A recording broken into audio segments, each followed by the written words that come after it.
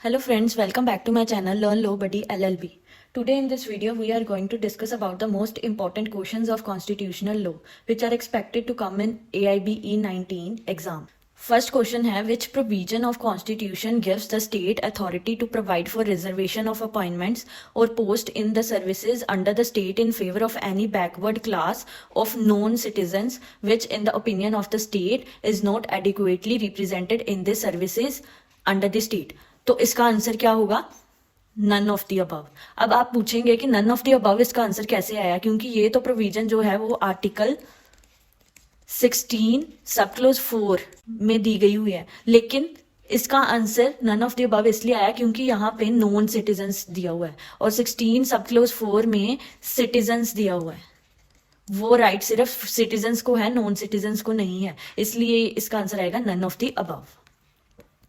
Second question अब हम देखते हैं, which of the following writs may the supreme court use to inquire into the legality of a claim that a person asserts to a public office and to remove such a person from the public office if the claim is not well founded. तो इसमें कौन सी writ आएगी? जब supreme court जो होता है वो inquire करता है लीगैलिटी ऑफ अ क्लेम में कि जो पर्सन है वो पब्लिक ऑफिस में बैठा हुआ है उसको रिमूव करना है, तो कौन सी रिट है जो वो पर्सन डाल सकता है? वो होती है writ of quo warranto.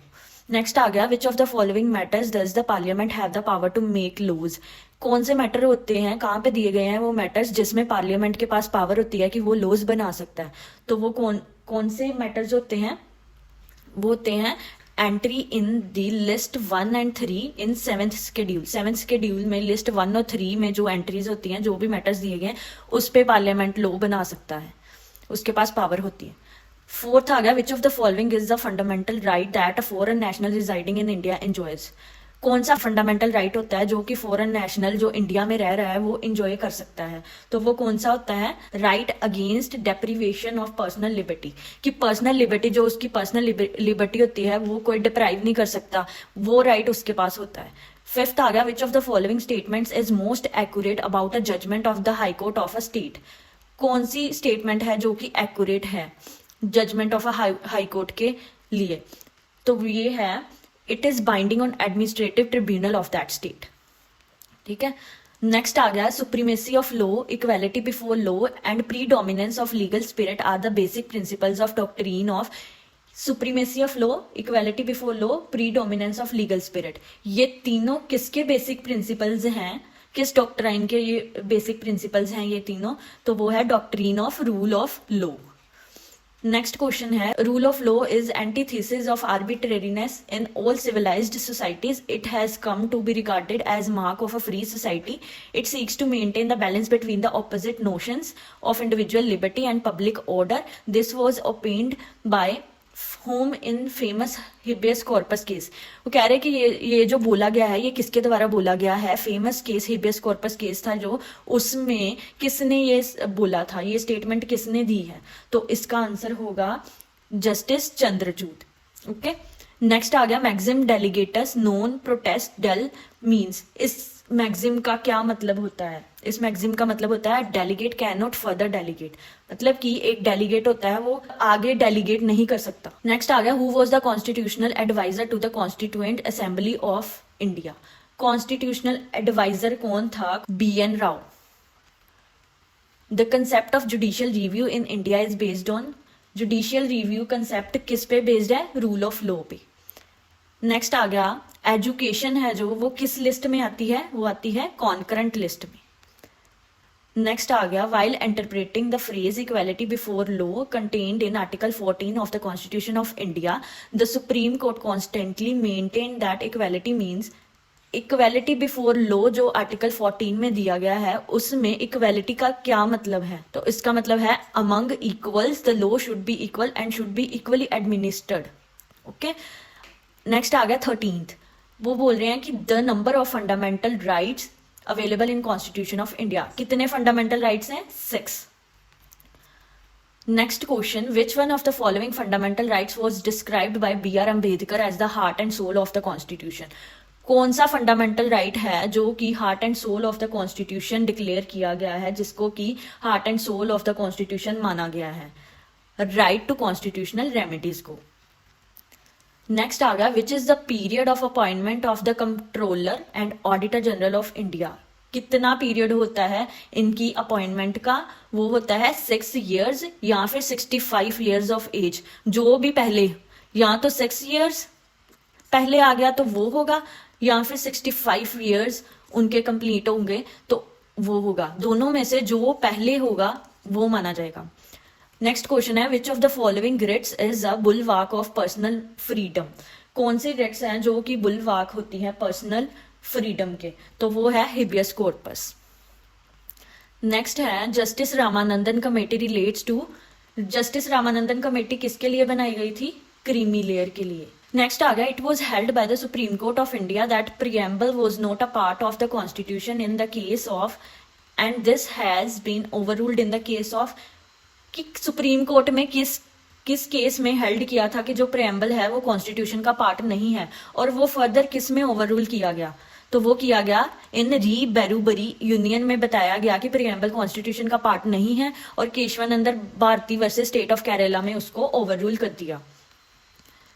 Next है ओरिजिनल जुरिस्डिक्शन है जो सुप्रीम कोर्ट की, वो किस आर्टिकल में आती है? आर्टिकल 131 में। Law declared by the supreme court shall be binding on all courts mentioned under. जो भी लॉ सुप्रीम कोर्ट ने डिक्लेयर किया है वो सभी कोर्ट के ऊपर बाइंडिंग होगा। ये किस आर्टिकल में बोला गया है? आर्टिकल 141 में। नेक्स्ट आ गया equal pay for equal work can be enforced through. Equal pay और इक्वल वर्क किस आर्टिकल में दिया गया है? आर्टिकल 14 एंड 16 में। नेक्स्ट हमारे पास आ गया executive power of every state shall be so exercised as to ensure compliance with the laws made by Parliament and any existing laws mentioned under. ये एग्जीक्यूटिव पावर किस आर्टिकल में दी गई है? तो वो दी गई हुई है आर्टिकल 256 में। नेक्स्ट आ गया the second principle of rule of law of A V Dicey relates to. Second principle कौन सा है एवी डाइसी का रूल ऑफ लॉ में? सेकेंड प्रिंसिपल है इक्वालिटी बिफोर लॉ। नेक्स्ट आ गया if a quasi judicial authority violates the principles of natural justice the appropriate writ would be. कि अगर क्वासी जुडिशियल अथॉरिटीज होती हैं जो, वो नेचुरल जस्टिस का प्रिंसिपल जो होता है उसे वायलेट करती है तो कौन सी रिट हम यूज कर सकते हैं इसमें? तो वो होती है शर्शरी। नेक्स्ट आ गया the supreme Court in Selvi versus state of Karnataka held that compulsory brain mapping and polygraph test and narco analysis were in violation of the following articles of the constitution. Selvi versus state of Karnataka में held किया गया था कि जो brain mapping, polygraphic test और narco analysis होती हैं वो वायलेशन होती हैं। किस आर्टिकल की वायलेशन होती हैं? तो वो वायलेशन होती हैं आर्टिकल 20 एंड 21 की। नेक्स्ट आ गया पैसिव यूथेनेशिया जो है वो परमिटेड किया गया है कुछ केसेस में। तो वो किस में हेल्ड किया गया था? कौन से केस में हेल्ड किया गया था पैसिव यूथेनेशिया का? Aruna Ramachandra Shanbaug versus union of India. Next आता है right to freedom to acquire hold and dispose of property is abolished by. जो राइट टू फ्रीडम था हमें एक्वायर होल्ड और डिस्पोज ऑफ करने का प्रॉपर्टी को किस कॉन्स्टिट्यूशन अमेंडमेंट में अबॉलिश किया गया? वो 44th कॉन्स्टिट्यूशनल अमेंडमेंट में अबॉलिश किया गया। नेक्स्ट आ गया हमारे पास the question whether the fundamental rights can be amended under article 368 came for consideration first time in India. ये क्वेश्चन, ये स्टेटमेंट किस में हेल्ड की गई थी? किस केस में ये की गई थी? Shankari Prasad versus union of India में।